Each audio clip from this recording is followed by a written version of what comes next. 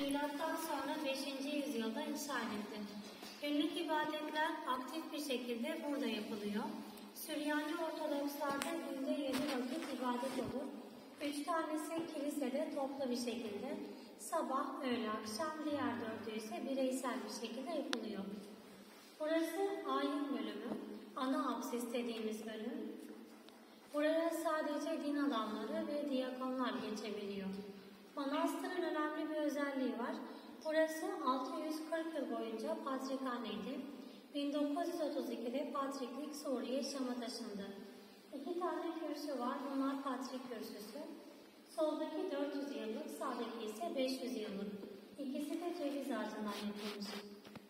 Karşı tarafa baktığımızda ise duvarda fresk göreceksiniz. Mor Ananyo freski 1200 yıllık. Üstündeki kök boya Hindistan'dan getirilmiş. Mor Süryanice bir kelime, aziz ve sayın anlamına geliyor. Kiliseyi saran kemer şeklindeki taşlar ise 1500 yıllık ve günümüze kadar restore edilmeden korunmuştur. Sağ ve sol tarafta 2 tane ray kürsü var, şunun gibi. Bunlar koro üyelerine mensup kürsülerdir. İbadet sırasında karşılıklı ilahiler okunup ibadete katılım sağlanıyor. Kapının üst tarafında şurada bir tablo var.